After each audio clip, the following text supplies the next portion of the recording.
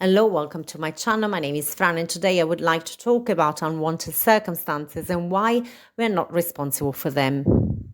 I know what you're thinking right now. You are thinking that I'm contradicting myself, as I always say that we create and manifest our physical reality by the assumptions and the beliefs that we hold consistently in our mind.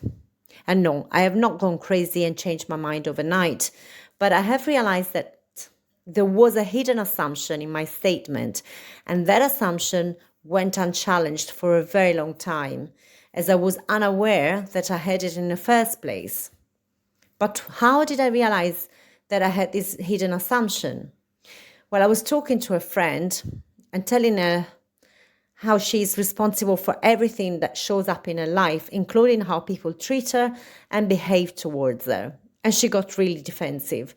At one point, she said, "Stop saying that I've created and manifested these in my life. I have not manifested these, and I'm not responsible for how other people treat me." Now, this is an extremely common reaction. People are in pain. Maybe they've been wronged or abused or abandoned or humiliated. And the last thing they want to hear is that they're responsible for these circumstances and events. I had exactly the same angry reaction when I first was introduced to the law of assumption. You see, when you're in so much pain, when you're hurting, you need people to empathize with you, to take your side, to tell you that you're right.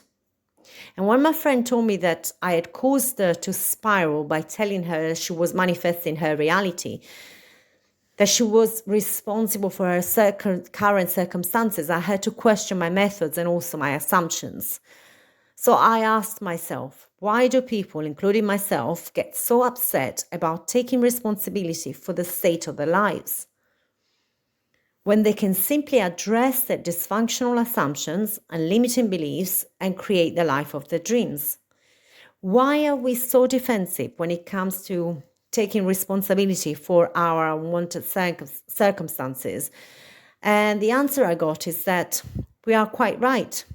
We are not responsible for the painful events and circumstances in our life. Our belief system is. My mistaken assumption was that my identity and my belief system are one and the same. You see how assumptions work below the level of awareness. I was so used to identifying with my belief system that I simply assumed that I and my beliefs were the same thing. So when I say to people, you are manifesting your reality, they quite rightly get angry and defensive. The belief system is not who they are. Their essence is much, much more than that. In actual facts, those limiting beliefs are not even theirs. They were installed by their parents, teachers, grandparents, and other authority figures during their childhood. You see, small children have no defense mechanism. They take everything at face value, so they are relatively easy to program. And we're all the result of our childhood programming to a greater or lesser extent. So growing up, we have come to identify with that programming, with those beliefs, both good and bad, functional and dysfunctional. When people ask us who we are, we respond with the beliefs that we have about ourselves, about life, about others, and which beliefs were installed in our subconscious mind by our guardians and teachers. Without us realizing, the two have begun to merge, and the longer we've held these beliefs, the more they've become merged and fused with our identity. We even take it for granted that those beliefs are who we are at the core. Yet, the law of assumption tells us that we can change our limiting beliefs, that we can alter our assumptions. So there is a mismatch there. On the one hand, I'm telling people and myself, you are not your beliefs. And on the other hand, I'm telling them you created your circumstances. So I realized that I had this hidden assumption. I am my beliefs. My belief system and I are one and the same. And that is why changing my core beliefs felt like dying. When I tell people that they are responsible for their circumstances, I really don't mean they. I mean their limiting beliefs. And we are not our limiting beliefs, and we are not responsible for our limiting beliefs, and we are not to be blamed for our limiting beliefs because they're not ours. We inherited them from the mistaken assumptions of our parents and teachers. But as we internalized their voices growing up, slowly these limiting beliefs became our own voice, our inner chat or self-talk. Slowly we forgot where they came from and assumed that they were our own voices. Unless challenged, those beliefs become ingrained and they begin merging with our own identity. And that is why when people challenge our beliefs, even if they are dysfunctional, we react and feel under attack. So let me rephrase what I said in previous videos. You are not responsible for your unfavorable or unwanted circumstances. Your belief system is. And you're not your belief system, but your belief system is part of who you are. It's part of your identity unless you expose it and challenge it. Once you become aware of the distinction between you and your beliefs, then it also becomes much easier to reprogram your subconscious mind because your ego doesn't feel under attack anymore. Have you noticed the resistance that you encounter when you're trying to challenge your existing beliefs and reprogram your subconscious mind? How you start making progress and then immediately sabotage yourself in some way or another? Or how you feel silly when repeating positive affirmations? Or how you feel threatened by people who hold different beliefs? Why do you think that is? It's simply because the self, the ego, identifies your identity with your current beliefs. So anyone who challenges your beliefs is attacking you. Now, I said your current beliefs for a reason, because they are malleable, fluid, changeable. They feel like they're set in stone, yet they're not. As beliefs are nothing other than thoughts which have been repeated over and over again, all we need to do to change them is become aware of our unconscious thoughts, challenge them, and replace them. Look for opposing evidence and keep repeating the program or the process until the new belief has been successfully installed in your subconscious. So the reason that it feels so hard to challenge and replace our beliefs is that once they have been programmed onto our subconscious mind, they act below the level of conscious awareness in automatic pilot. Therefore, we don't actually notice that they are directing our lives and running the show. This mechanism has been developed through evolutionary processes in order to save precious cognitive resources. In other words, when the old part of the brain notices that we repeat the same processes many times, it learns the skill so as to allow the conscious part of the brain to focus on novel situations and possible threats in the environment. It frees up space in the conscious part of the brain to allow us to respond quickly to new or unforeseen circumstances. But once these beliefs become automatic, they start running the show behind the scenes, whether we like it or not. They become part of our hard disk, if you will. So it's not so easy to remove or alter them. They are protected from accidental damage. Now, what the subconscious mind doesn't do is distinguish between functional and dysfunctional, expanding versus limiting beliefs. These definitions are arbitrary and subjective. They vary according to the environment and situation. A limiting belief in one situation may be empowering in another situation. The subconscious mind doesn't have this situational awareness. It generalizes across different scenarios. It's only the conscious mind which can discriminate between circumstances, and it is only the conscious part of the brain which can decide to disinstall an old belief and reinstall a new one. So if you encounter resistance at first when challenging your old beliefs, your existing assumptions, this is only natural.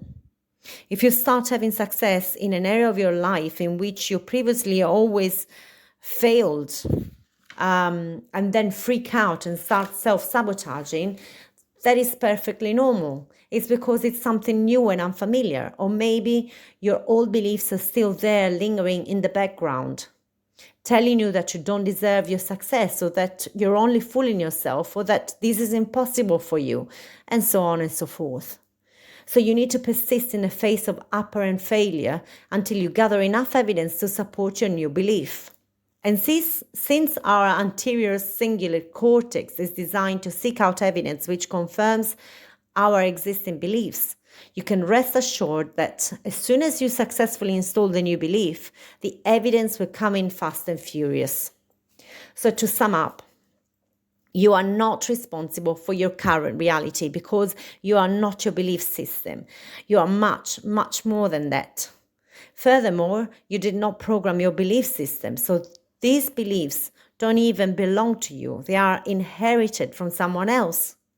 But the good news is that once you become aware of your unhelpful or faulty programming, your true self can take over and reprogram the subconscious mind. The reason that is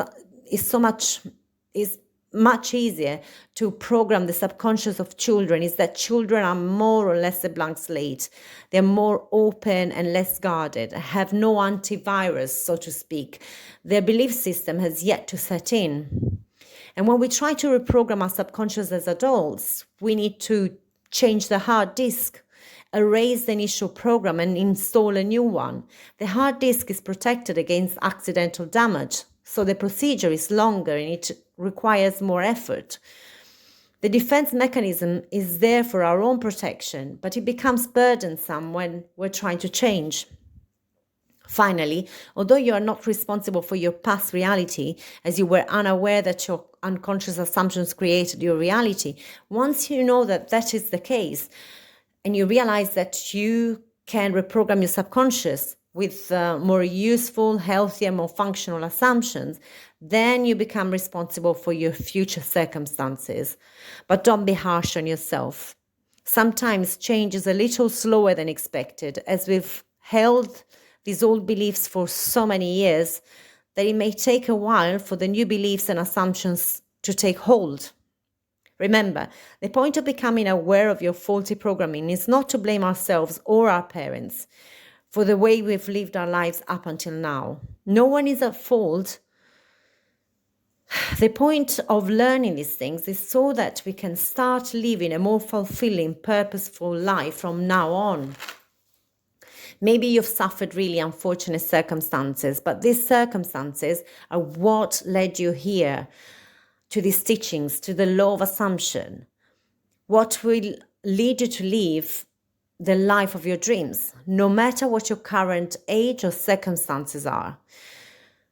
You are where you are for a reason. You are where you are meant to be. You needed to learn about these teachings. It might make no sense to you right now, but when you look back in retrospect, it will all make sense one day. When I look back on my own journey, it's all clear now why I studied psychology, CBT, hypnotherapy, yoga, meditation. At the time, I had no idea where I was heading to or what I was searching for. I knew it was more than a paycheck or a title I was after, yet I kept stumbling upon courses and skills as if by chance. Then I was introduced to the law of attraction and then the law of assumption. And then I was drawn to science, evolutionary theory, and quantum physics.